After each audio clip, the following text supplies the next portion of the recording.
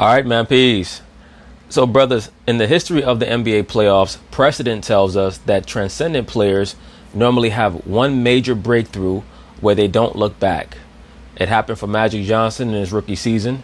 It happened for Larry Bird in his second season. It happened for Michael Jordan. I believe that it was in his fifth season, the 88-89 season, where he hit the shot against Cleveland and then never looked back. For Tim Duncan, it was in his second season.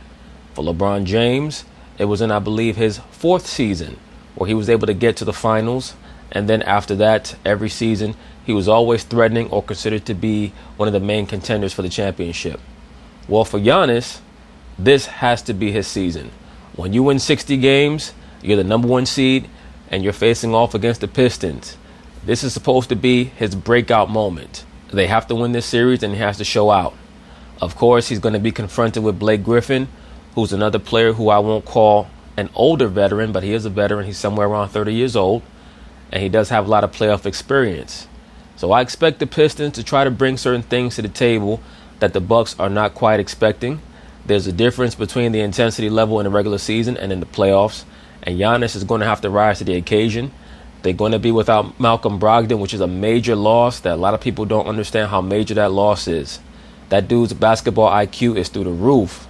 Even though he's not someone who you look at his stat line and you say, oh, wow, he's a superstar.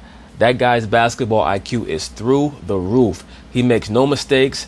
He shoots 50% from the floor, 40% from three, and 90+% from the free throw line. That guy's worth his weight in gold, Malcolm Brogdon. They're going to be missing him in the first round, but they should be able to make it through the first round without him. But after that, they're going to need him because I expect that they're going to be facing the Celtics in round 2. So anyway, they're going to talk about it, and I'm going to chime in. We start off with the Bucks. They're in the top seed out east and home court advantage throughout the postseason. They're facing a banged-up Detroit Pistons team with Blake Griffin also a little banged up as well. They're the 8th. Blake Griffin is always banged up. He's been banged up now for about 5 years. 8th seed. Giannis could very well end up being the MVP, but is yet to win a playoff series. So, Richard, is he ready to shine under the spotlight? Yes, this is his moment. I'm predicting Milwaukee Bucks in 5 games.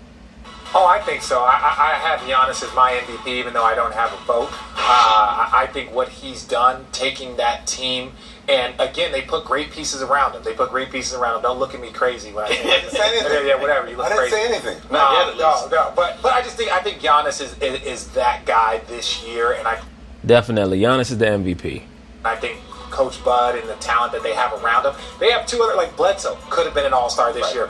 Middleton was an all-star. Brook Lopez, matchup nightmare. And they just have they need to make sure that Brogdon gets healthy and all of these other guys are focused, but he's special. So this is the appetizer, right? This is the good thing for the Bucks is they're playing a team that limped into the postseason both figuratively and literally because Blake Griffin's left knee is the size of a grapefruit apparently. So yeah, I think this is perfect. And Giannis, like people talk about their playoff inexperience, but they're not inexperienced. Those guys have been in the playoffs several times, and Bud obviously is a very experienced coach. Let's move to the 4-5. So anyway, that's basically it on that. We'll see how things turn out for Milwaukee.